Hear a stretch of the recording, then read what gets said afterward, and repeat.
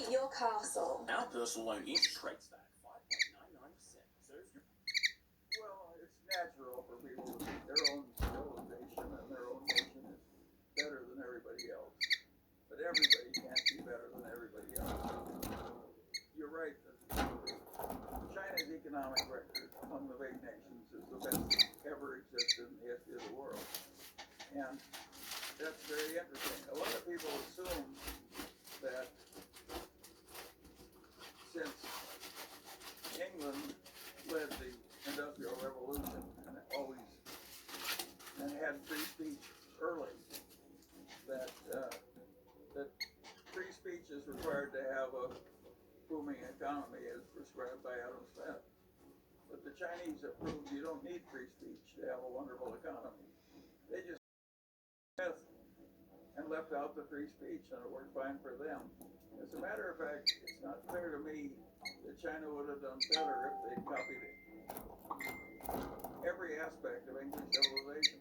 I think they would have come out worse because their position was so dire and the poverty was so extreme. They needed very extreme methods, totalitarian methods, if you will, to get out of the fix they were in. So I think what China has done is probably right for China.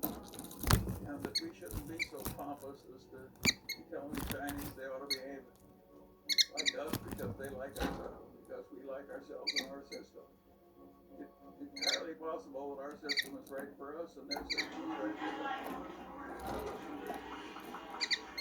Warren Buffett's right-hand man, Charlie Munger, loves China. As you can see from his latest daily journal portfolio, he particularly fancies Alibaba. The troubled product and tech giant represents the third largest position in Munger's extremely big portfolio, at a market value of over $37 million. That's 17.6% of the whole portfolio. This video uncovers why Munger is going all in on Alibaba at a time when many of us look forward to uncertainty. Let's get into it. First and foremost, Munger is a classic value investor.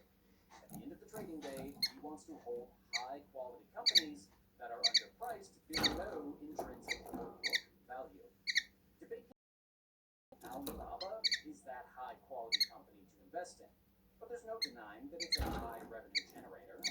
Alibaba is responsible for $1.2 trillion of gross merchandise volume per year. The company attracts over 891 million active annual customers on their various platforms in China. Alipay, an app that transfers money through digital payments, has more than 1.3 billion annual active users. To put that number into perspective, there were 186 million Twitter users in 2020. So we are talking over 9 times as many users. The most popular social media websites in the world, has more than 80 million merchants and 2,000 partner financial institutions. Particularly in the case of Alibaba, they still pay, $4.5 billion of tax. And on top of that, every transaction made on their e-commerce outlets carries a tax in and of itself. In other words, Alibaba is a huge moneymaker for China right now. Not only does this obvious fact hold true for the present, but the future looks extremely bright as well. If we look at China's production abilities on the whole, the United States' own Congressional Budget Office estimated this year that China's economy would expand from 70% of the U.S. GDP in 2020 to 76% in 2025, and more than 85% in 10 years. NASDAQ's website goes one giant step further, predicting that China will become the largest economy by 2028, and its per capita income should rise by 50% from 2020 to 2025. CNBC reports that China's middle class is expected to expand to 55 million people in the near future. In other words, if China's future middle class was its own country, it'd be the third largest by over 150 million people. Why is that important? There are going to be an insane amount of working-class citizens who are and directly impacted by Alibaba services every day. Many people, through either necessity or having expendable income, will use their at a rate that's hard to imagine. Consider not just the aspect of selling products, but Alibaba's impressive cloud potential. It has about 40% market share in the Chinese cloud infrastructure services as of Q1 2021. I think that's crucial to Alibaba's potential, because even when the global workforce returns to some level of normalcy, I think global eyes have been permanently opened to the efficiency of cloud technologies, which are exploding in scale and demand, and I think will continue to do so in an increasingly digitized world. These factors spur tons of intrinsic value for Alibaba when viewed through bullish eyes. Intrinsic value, oftentimes referred to by economists as true value, is an objective valuation of an asset that derives from measurables that encapsulate economic entirety, i.e., earnings, profitability, relevant economic conditions on a macro level and within the specific asset's sector, and its trends. Speaking of the stock being undervalued, let's talk about some of those numbers, which I'm sure attract Munger as an old school value investor. Of course, now Alibaba, over the past 10 years, has grown its revenue at a compound annual growth rate of 60%, and free cash flow is 57%. Free cash flow is how much money is available at the end of the business cycle from period to period. A lot of times, these focus on annual cash flows and overall performance of projects. Alibaba's cash flows tells us that it has the full ability to pay its expenses, foreseeable future, and profitability. The stock currently trades around the mid $100 price per share, although it's been decreasing with fresh years of Chinese restrictions. I've talked about this in other videos and will briefly touch upon it again.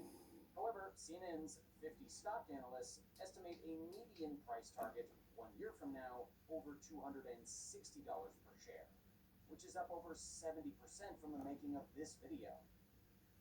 Munger certainly isn't the only super investor banking on that prediction coming true. According to Dataroma, which tracks 72 of the world's biggest super investors, Alibaba was the biggest buy from Q2, with 17 super investors buying the stock. It now ranks up in the top 10 most held stocks in the smart money portfolio. For instance, here's what millionaire value investor Manish Papadai thinks about Alibaba. It's an incredible business. There's the ecosystem and the moat and what they control and all of that. Look at the tailwinds in China. There's a lot to me to like, even just because I think the tailwinds are so much stronger, and there's some serious value to it. Obviously, high-level investors are going to do their own intense due diligence and fulfill their own needs. But at that level, we know many of these investors are closely connected with each other and investing experts. So when someone like Charlie Munger, who's been Warren Buffett's right-hand man forever, makes such a strong declaration for a company, you can bet the house he is not doing so blindly or on wild principles nobody else follows. Of course, that doesn't stop those of us with far smaller bank accounts and influence from reasoning that there is way too much volatility stemming from regulation risks and lack of trust to invest in Alibaba right now. Even if we push China's feud and ensuing tight restrictions on Alibaba aside, there's the issue of even trusting Alibaba's performance numbers. China doesn't even let United States auditors audit a Chinese national company. However, Alibaba maintains a pretty solid reputation, backed in investments by